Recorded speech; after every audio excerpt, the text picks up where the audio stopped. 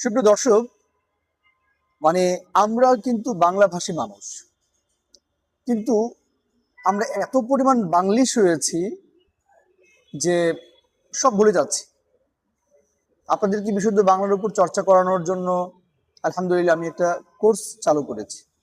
দেখেন, এখানে আমাকে কোর্স বলতে হচ্ছে। আমি ব্যাচ ভিত্তিক পড়াচ্ছি, এখানে আমাকে ব্যাচ বলতে হচ্ছে। একসাথে সংযোগ করে পড়াচ্ছি, এটা এখন বুঝবেই না অনেকে।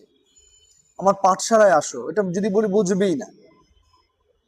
তো সেই জায়গা থেকে যদি অ্যাকচুয়ালি আপনাদেরকে আমি স্পষ্ট করতে চাই, কথাগুলো সিরিয়াসলি আপনাদের নিতে হবে। কারণ আমি যে কথাগুলো বলেছি এগুলোর মধ্যে যদি আপনি আমরা বাংলিশ না হই, আমাদের অবস্থা এমন যে আমরা এখন শুধু বাংলা বললে বুঝবই না।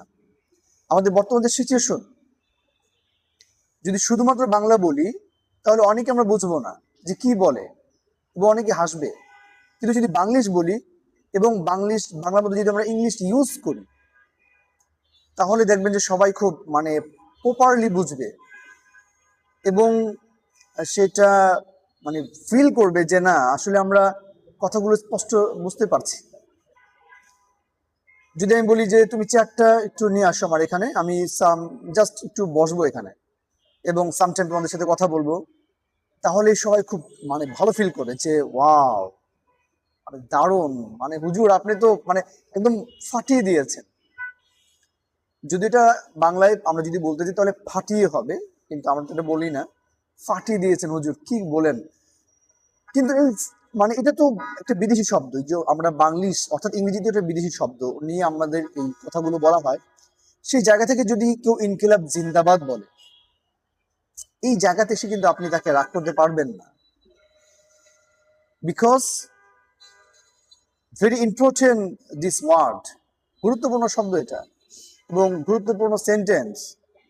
তো সেই জায়গা থেকে আপনি যদি ইংরেজিতে প্রচুর কথা বলেন, বাংলিশ হন, আমাদের বাংলা ভাষাটা শুধু বাংলিশ না, এখানে চায়না, তারপরে হচ্ছে পর্তু, পাকিস্তানি, অর্থাৎ ইন্ডিয়ান, উর্দু, হিন্দি, বিভিন্ন ভাষার সংমিশ্রণে আমাদের বাংলা ভাষা। তো সেই জায়গা থেকে যদি আপনি শুধু বাংলা বলেন, অনেকেই বুঝবে না। যেমন ধরুন, আমি এখন অল্প সময় আমি কোনো ইংরেজি শব্দ ব্যবহার করব না, দেখেন বুঝেন কিনা সবকিছু। জানো খোকা, সেদিন রাতে আমি ঊর্ধ্ব গগনে তাকিয়ে রইলাম, আমি অবলোকন করলাম অনেকগুলো নক্ষত্র, কতগুলো